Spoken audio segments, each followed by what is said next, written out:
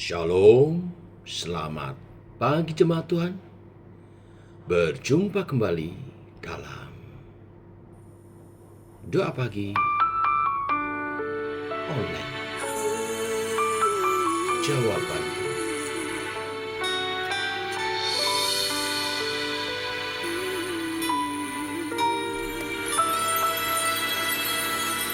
Kau bukakan jalanku yang tak pernah terlihat. Kau lakukan sesuatu yang tak pernah terpikirkan. Ku bersyukur, ku bersyukur, kau ajaib bagiku. Yesus, kaulah jawabanku, menjawab semua keraguanku. Yesus, kau kemenanganku, terang perbuatanmu di dalam hidupku.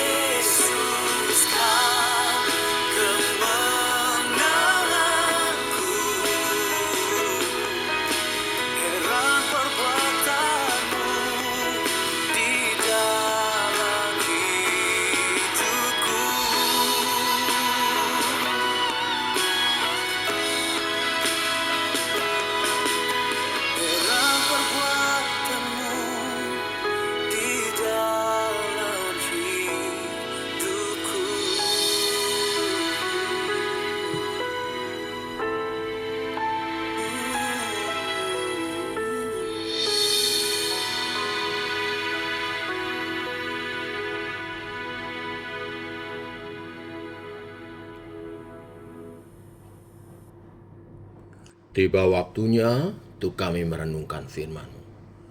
Firman-Mu lah suluh dan terang bagi jalan kami. Berfirmanlah Tuhan, kami siap. Dalam nama Tuhan Yesus Kristus. Amin. Bapak Ibu, kita lanjutkan renungan firman pada pagi hari ini. Markus pasal 2 ayat 18 sampai ayat yang ke-28. Demikian firman Tuhan. Pada suatu kali ketika murid-murid Yohanes dan orang-orang Farisi sedang berpuasa, datanglah orang-orang mengatakan kepada Yesus, "Mengapa murid-murid Yohanes dan murid-murid orang Farisi berpuasa, tetapi murid-murid-mu tidak?" Jawab Yesus kepada mereka, "Dapatkah sahabat-sahabat mempelai laki-laki berpuasa, sedang mempelai itu bersama-sama mereka? Selama mempelai itu bersama mereka, mereka tidak dapat berpuasa. Tetapi waktunya akan datang, mempelai itu diambil dari mereka, dan pada waktu itulah mereka akan berpuasa. Tidak seorang pun menambalkan secarik kain yang belum kusut pada baju yang tua. Jika demikian, kain penambal itu akan mencapiknya. Yang baru mencapik yang tua, lalu makin besarlah koyaknya. Demikian juga tidak seorang pun mengisikan anggur yang baru ke dalam kantong kulit yang tua. Karena jika demikian, anggur itu akan mengoyakkan kantong itu, sehingga anggur itu dan kantongnya dua-duanya terbuang. Tetapi anggur yang baru hendaknya disimpan dalam kantong yang baru pula." Pada suatu kali, pada hari Sabat, Yesus berjalan di ladang gandum dan sementara berjalan murid-muridnya memetik bulir gandum. Maka kata orang-orang Farisi kepadanya, "Lihat, mengapa mereka berbuat sesuatu yang tidak diperbolehkan pada hari Sabat?" Jawabnya kepada mereka, "Belum pernahkah kamu baca apa yang dilakukan Daud ketika ia dan mereka yang mengikutinya kekurangan dan kelaparan? Bagaimana ia masuk ke dalam rumah Allah waktu Abiatar menjabat sebagai imam besar, lalu makan roti sajian itu, yang tidak boleh dimakan kecuali oleh imam-imam, dan memberikan juga kepada pengikut-pengikutnya." Lalu kata Yesus kepada mereka, "Hari Sabat diadakan untuk manusia, dan bukan manusia untuk hari Sabat. Jadi anak manusia adalah juga Tuhan atas hari Sabat." Sampai di sini pembacaan kita. Bapak Ibu, renungan firman Tuhan pada pagi hari ini, saya menyoroti tentang ibadah batiniah berhubungan dengan puasa dan sikap terhadap hari Sabat. Dalam Perjanjian Lama, puasa kerap kali dimaknai sebagai ibadah simbolik yang dipakai dengan menggunakan kesucian badani. Demikian juga hari Sabat diadakan, ditaati sedemikian rupa dengan kita umat Tuhan tidak melakukan ini dan itu yang diatur dan dilarang oleh para pemimpin agama. Tetapi Tuhan Yesus ingin mengajarkan sesuatu yang baru, bahwa saat ini kita sudah tidak menyembah Tuhan hanya secara badaniah. Lebih daripada itu adalah beribadah menyembah Tuhan dengan hati kita. Ibadah secara batiniah. Dalam ibadah batiniah, Tuhan Yesus mengajar puasa adalah cara seseorang untuk menunjukkan keseriusannya terhadap sesuatu. Bukan hanya ritual menahan haus dan lapar untuk ibadah. Sebagai contoh, jika kita saat ini menghadapi sesuatu yang serius dan lebih penting dari makan minum, maka kita bisa berpuasa, dan itu menjadi bagian ibadah kita. Pada saat itulah kita berdoa dan bergumul sampai kita sendiri tidak kepikir makan, bahkan tidak mau makan karena seriusnya pergumulan yang sedang kita doakan. Puasa juga tidak boleh dipakai dalam tanda kutip menyuap Tuhan. Ketika kita mengingini sesuatu, kita berdoa dan berpuasa, kita berharap dengan berpuasanya kita dalam tanda kutip, doa-doa kita dapat dijawab. Bukan demikian. Puasa juga tidak dipakai untuk dalam tanda kutip menambah kuasa dan pengurapan. Kalau kita berpikir demikian, maka puasa itu menjadi lebih mengarah kepada hal-hal mistis. Karena itu kita perlu berhati-hati. Karena praktek-praktek perdukunan dan adat istiadat biasanya demikian. Tuhan Yesus menggambarkan peralihan ibadah simbolik yang badania kepada ibadah yang batiniah dengan perumpamaan atau simbolis kain dan anggur. Kain baru seharusnya dipakai untuk membuat baju baru, bukan untuk menambal baju lama yang sudah koyak. Demikian juga anggur baru harus disimpan di dalam kirbat yang baru. Anggur baru yang disimpan pada kirbat yang lama akan mengoyakkan kirbat yang lama, dan anggur yang baru akan tumpah dengan percuma. Apa yang sebenarnya Tuhan Yesus ajarkan? Yang sebenarnya Tuhan Yesus ajarkan adalah untuk menggenapi semua pengajaran yang ada di dalam kitab Perjanjian Lama. Seperti Tuhan Yesus berkata, "Aku datang bukan untuk meniadakan hukum Taurat dan kitab para nabi, tapi untuk menggenapinya." Inilah yang harus kita ketahui dengan baik, sehingga apa yang kita lakukan saat ini benar-benar merupakan ibadah batinia, yaitu menyembah Tuhan dalam roh dan kebenaran dengan hati nurani kita. Demikian juga terjadi pada saat para murid memetik gandum pada hari Sabat. Orang-orang Farisi yang masih mengikuti ibadah simbolik yang badaniah mengecap apa yang dilakukan oleh para murid Yesus tersebut sebagai pelanggaran. Kita bisa melihat bahwa orang-orang Farisi pun sebenarnya adalah pengikut Yesus. Mereka hadir mendengar pengajaran Yesus, tetapi mereka mengikuti Yesus hanya untuk mencari, mengamati kesalahan-kesalahan Yesus yang sebenarnya tidak pernah mereka temukan. Hanya saja mereka belum bisa membedakan antara ibadah simbolik yang lahiriah dengan ibadah batiniah yang Yesus ajarkan di Perjanjian Baru. Kita juga bisa merenungkan kehidupan kekristenan kita pada saat ini. Apakah kita mengikut Yesus karena ingin belajar dari Yesus, atau mengikut Yesus hanya karena menginginkan berkat-berkat jasmaniah?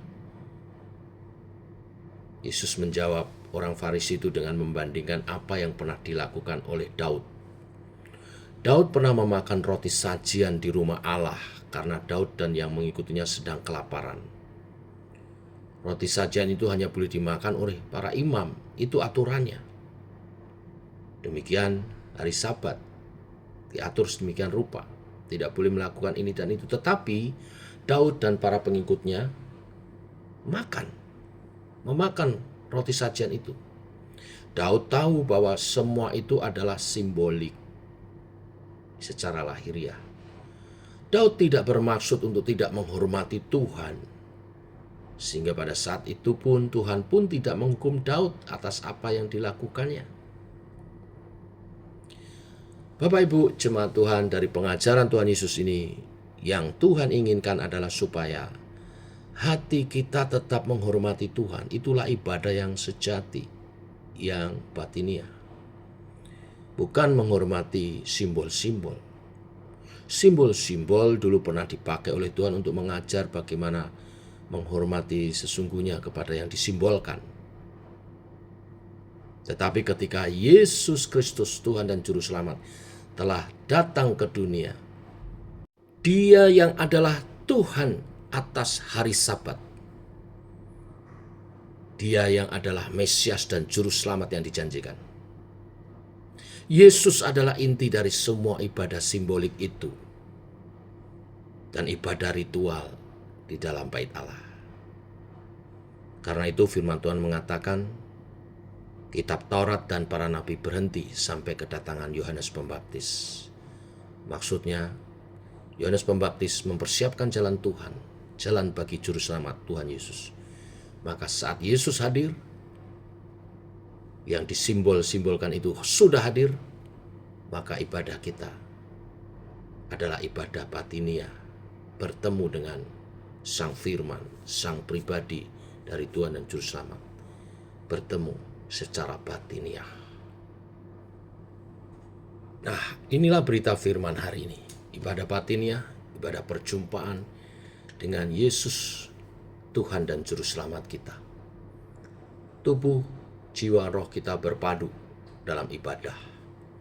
Bukan ritual yang jasmaniah saja, tetapi batiniah. Bertemu secara roh bersama dengan Tuhan. Berpuasa bukan sebagai suatu kewajiban, tetapi keseriusan yang menunjukkan untuk kita lebih fokus untuk ibadah, untuk perjumpaan dengan Tuhan. Dan memelihara hari Sabat untuk mengingatkan kepada kita ibadah itu sendiri yang adalah perjumpaan dengan Tuhan. Bila kebenaran firman hari ini memberkati kita semua untuk lebih sungguh-sungguh dalam beribadah. Tuhan memberkati. Mari kita berdoa. Bapa, kami mengucap syukur oleh kasih anugerah-Mu, rahmat-Mu baru, kami boleh bangun dalam keadaan sehat, dan hari ini Engkau mengajar kepada kami ibadah yang esensi adalah ibadah batiniah, bukan ritual-ritual keagamaan atau aturan-aturan yang kami buat untuk menunjukkan kesalehan. Kesalehan adalah perjumpaan pribadi seseorang dengan Tuhan. Bila seseorang berjumpa secara pribadi dengan Tuhan Yesus, pasti hidupnya akan berubah. Makin kudus, berbuah dan jadi berkat bagi sesama, dan hidupnya mulia dan menjadi kesaksian yang indah. Biarlah kebenaran firman hari ini memotivasi kami untuk beribadah lebih sungguh lagi, tidak hanya secara jasmania tetapi secara batiniah. Dalam nama Tuhan Yesus Kristus. Amin. Demikian saudara, doa pagi kita. Selamat pagi. Shalom.